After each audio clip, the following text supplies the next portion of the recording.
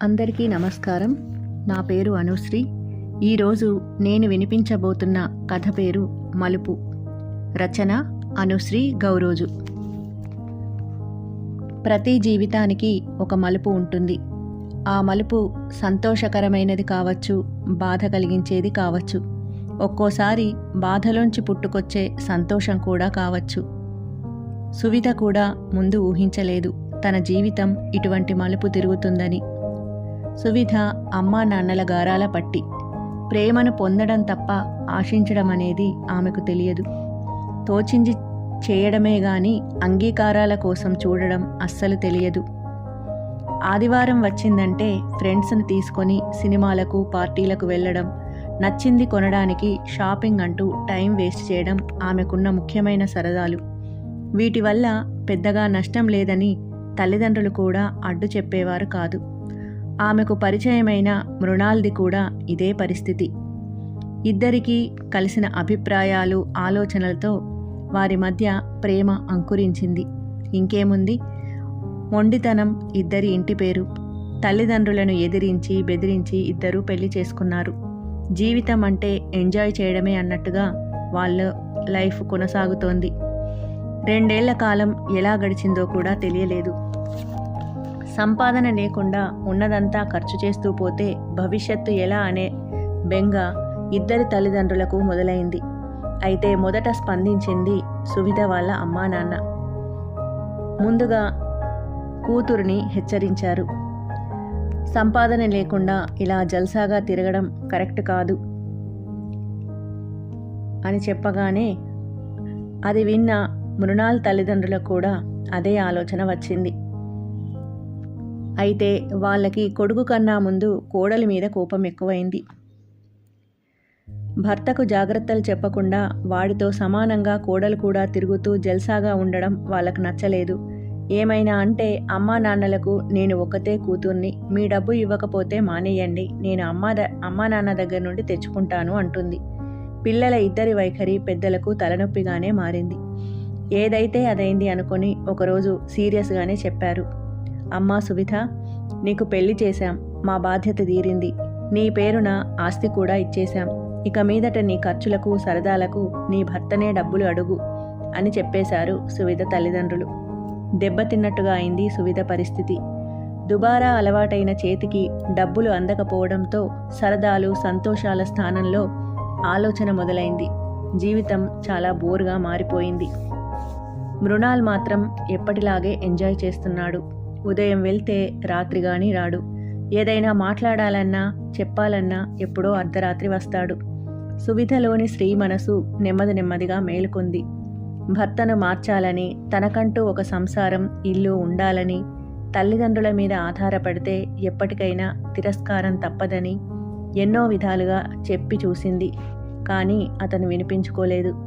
పైగా మీ అమ్మా నాన్నలా మా అమ్మా నాన్నలు కాదు, నాకు ఎంత కావాలంటే అంత డబ్బు ఇస్తూనే ఉంటారు అని హేళనగా మాట్లాడాడు.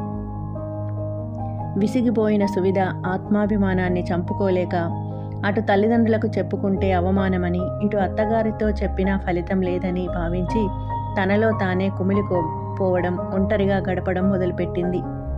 ఒకరోజు కూతుర్ని చూడడానికి వచ్చిన ఆమె తల్లిదండ్రులు కూతురు పరిస్థితి చూసి తల్లడిల్లారు.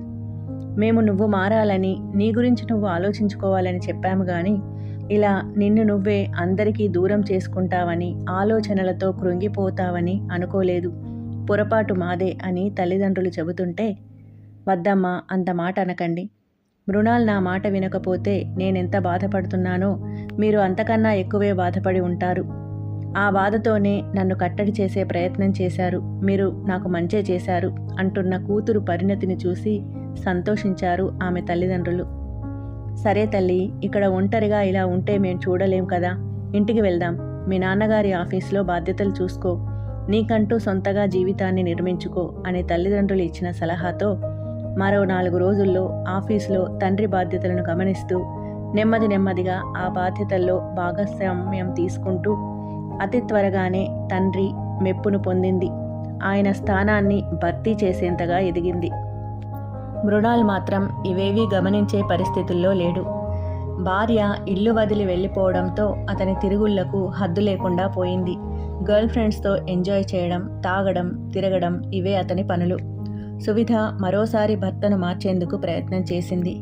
కానీ ఆడవాళ్లతో ఉన్న అతని సంబంధాలు చూసి విరక్తి కలిగి విడాకులు ఇచ్చేసింది. సంపాదిస్తున్నానని పొగరుతో నన్నేదో ఉద్ధరించాలని చూస్తున్నావా? నేను జీవితాన్ని ఇలాగే ఎంజాయ్ చేస్తాను. నువ్వు ఏ సంతోషము లేకుండా గానుగెద్దులా పనిచేసుకుంటూ బతుకు అన్నాడు చివరికి. సువిధ చూస్తూ ఉండగానే మరింత విచ్చలవిడిగా ప్రవర్తిస్తూ తన ఆనందాన్ని ఫోటోల ద్వారా సువిధకి పంపి, నువ్వు లేకపోయినా నా జీవితంలో లోటేమీ లేదు చూడు అని పెట్టేవాడు. రోజులు గడిచే కొద్దీ మృణాల్కి సంఘంలో గౌరవం లేకుండా పోయింది. ఆడపిల్లలు తిరిగినంతకాలం తిరిగి వాళ్ళ జీవితాల్లో స్థిరపడుతూ మృణాల్ని చులకనగా చూడడం మొదలుపెట్టారు. బంధువుల్లో, స్నేహితుల్లో కూడా అతనికి క్రమంగా విలువ తగ్గిపోయింది. మరోవైపు తల్లిదండ్రులకు కూడా అతని మీద విరక్తి కలిగింది.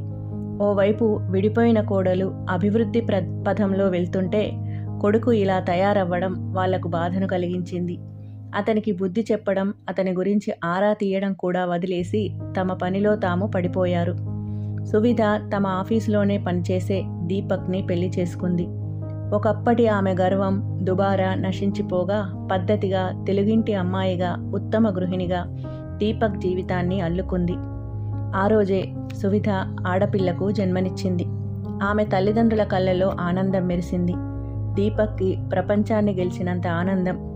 అదే ఆసుపత్రిలో మరో వార్డులో తాగుడుకు బానిసై మానసికంగా దెబ్బతిన్న మృణాల్ తల్లిదండ్రులు కన్నీళ్లతో తమ కొడుకును బాగు చేయమని డాక్టర్లను వేడుకుంటున్నారు. ఒకే విధంగా ఒకే చోట మొదలైన ఇద్దరి జీవితాలలో ఇది రెండవ మలుపు. కొందరు ఒక దెబ్బ తగలగానే వెంటనే సర్దుకొని తమని తాము మార్చుకునే ప్రయత్నం చేసి జీవితంలో ముందుకు సాగుతారు. మరికొందరు అహంకారంతో తమ ధోరణినే కొనసాగిస్తూ ఉన్న చోటే కూలిపోతారు. జీవితంలో మలుపు సాధ్యమైనంతగా మంచి మార్పుకు కారణమైతే సువిధల జీవితానికి అర్థం వెతుక్కోగలుగుతారు. లేదంటే మృణాల్న అయిపోక తప్పదు. సమాప్తం. ఈ కథ మీద మీ అభిప్రాయాలను కామెంట్స్ ద్వారా తెలియజేయండి. అలాగే ఇటువంటి మంచి కథల కోసం ఈ ఛానల్ని సబ్స్క్రైబ్ చేయండి. ధన్యవాదాలు. ఇంకా ఇటువంటి మంచి కథల కోసం శ్రీవల్లికలు ఛానల్ని సబ్స్క్రైబ్ చేయండి. అలాగే మీ అభిప్రాయాలను కామెంట్స్ ద్వారా తెలియజేయండి. నమస్తే.